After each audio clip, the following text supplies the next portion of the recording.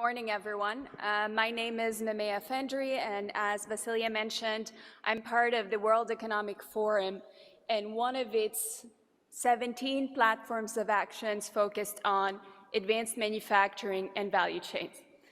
And by manufacturing, we really mean the broad sense of manufacturing across industry sectors, from chemicals, automotive, pharma, electronics, so on and so forth, and also all the ecosystem of partners around the value chain of suppliers and logistics providers. And what the focus of our platform is really, sorry, Vasilia, Vasilia? Could I have the prompter to change the slides, please? The slide deck? That's fine. We'll get that, I think, in a second. But in the meantime, what I'd like to share is that what our platform focuses on is really answering the how-to questions related to industry transformation. So throughout the year and the activities that we run, we really try to have a space for leaders and peers to share their learnings, best practices, and insights in terms of how to navigate industry transformation, that it brings value for the environment, the society, and for businesses as well. And these insights that we share and learn within the community, they result in the development of frameworks and tools that consolidate all these learnings, but also in the incubation of collaborations and joint efforts and partnerships. And we do this within different thematic areas, one of them being on the power of data. Close the lecture.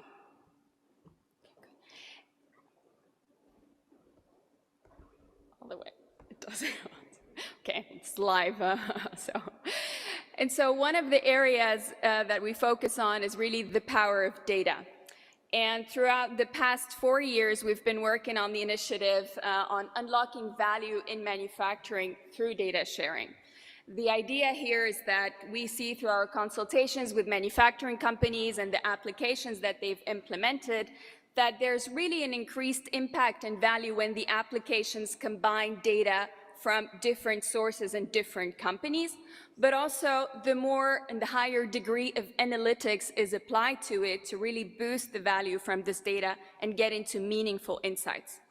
So what we've been doing within our platform and with our community is really raise awareness on what is this potential and value and the benefits that it can have on, as mentioned earlier, it's about productivity, productivity improvement of assets, factories, supply chain, but it's also about enhanced customer experiences. So thinking, for example, about traceability and how it can prevent counterfeit products, how it can ensure the delivery of critical goods in the right conditions.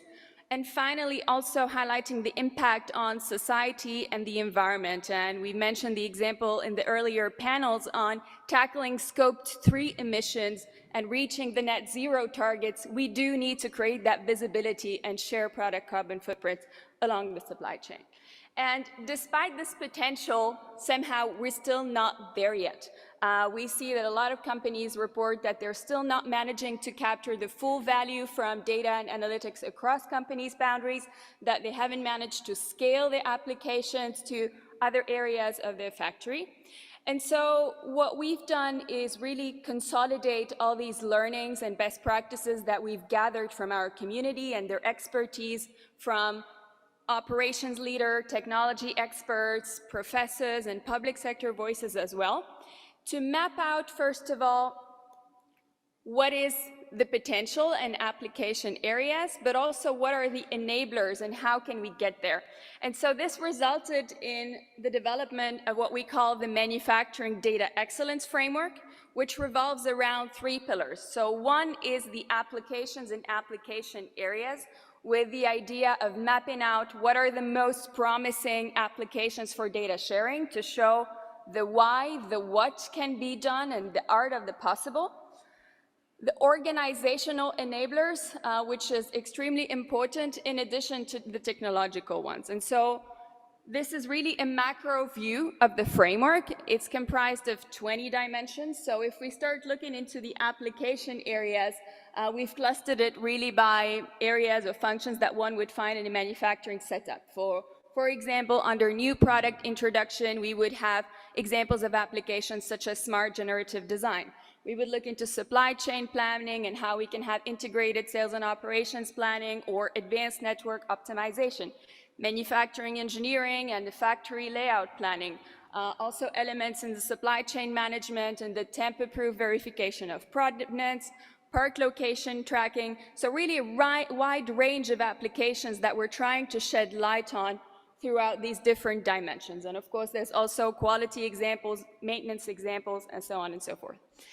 And then the next building block is really organizational enablers, because we find that it really starts there and it is a critical component. And the first element of it is strategy and roadmap. Having a clear data to value strategy that is aligned within the ecosystem of partners. And once that strategy and purpose is available, is agreed upon, and there is a motivation to reach it, we find that all the other different challenges are being overcome and are able to be overcome. The second element is governance and processes. So having data governance with clear ownership, roles and responsibilities defined, having a data leadership within the organization that drive these projects, and also some agile processes to make sure things are on the right path.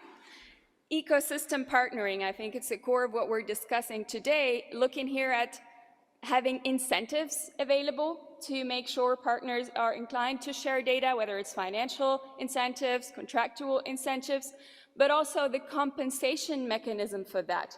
What is the value in return for the data shared? Is it a direct compensation? Is it data in return, insights in return, so on and so forth?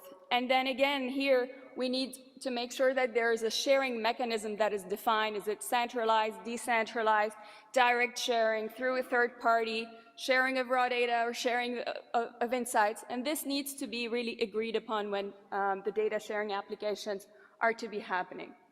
Digital skills and capabilities in-house or in collaboration with the partners to make sure there's the right skills to manipulate the data and generate insights from it. And legal compliance, whenever there's any personal data involved or whenever there's any IP data, relevant data involved as well. Then on the technological enablers front, so we would look into the data extraction, physical extraction, and access to systems and databases. Then data platform, and how can we store the data in a way that prevents silos? How can we ensure interoperability and availability of standards to allow for this exchange of data? Data processing and visualization, and making sure that there's the right algorithms and level of analytics in place to get really into actionable insights. Connectivity within the plants, across plants, into the internet, and finally, privacy and security, which is a main concern. So being able to analyze risks, prevent them, detect them, and remediate them. And once all these enablers, both from an organizational and technological point of view, are in place, only then the applications can be successful and reach this impact on productivity, customer experiences, and the broader society and environment.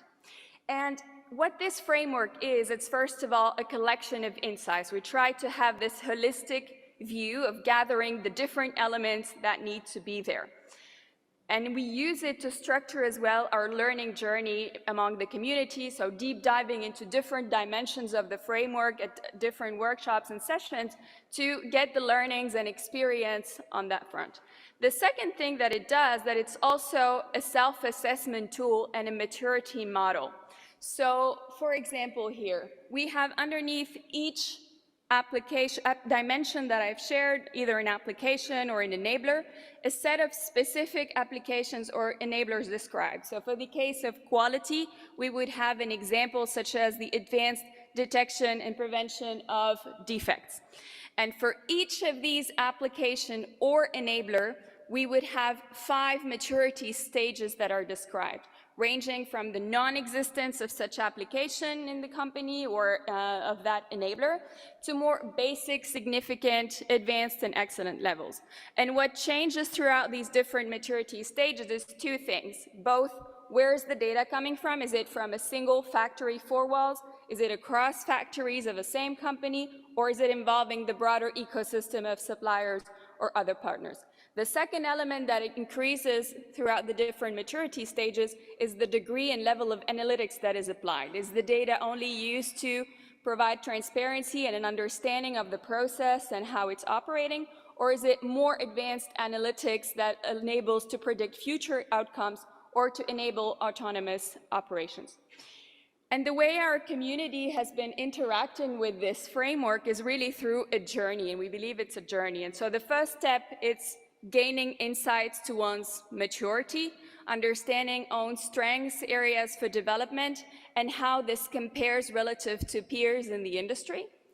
The second step is that whenever there's a highly mature application or enabler that is implemented, then we really look to highlight these success stories, because the goal, as I mentioned at the beginning, is providing this learning space for different stakeholders to progress on this front. So we highlight these success stories in the reports or workshops, their impact achieved, and the change journey. And out of this benchmark, out of the success stories, then we have conversations about where do we need to be? What is a target state that we want to aim for in these different dimensions of the framework, depending on the priorities of the community, depending on what are some of the most high potential applications. And the last element is really to incubate some cross-company collaborations, either to pilot new applications or really to reflect on how to advance certain enablers. And an example of a collaboration we've incubated is between Siemens, Dow, and Arcelor on the sharing of carbon dioxide equivalent along the supply chain. So we simulated a hypothetical supply chain. We defined what are the key features for the exchange and how the group would like it to happen.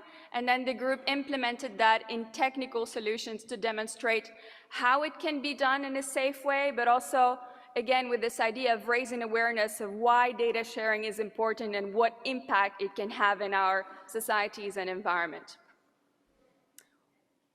What's next? I think, as mentioned earlier, it's really a collaborative effort. It's a multi-stakeholder journey, and we need everyone to be involved. And it's already great to see over the past 2 days the engagement from the community and everyone's enthusiasm towards the topic. And so we really encourage you to continue and to join our efforts to get the needle moving. We need the expertise and experience from everyone to share learnings, failures, so that we can all learn and make progress on this front.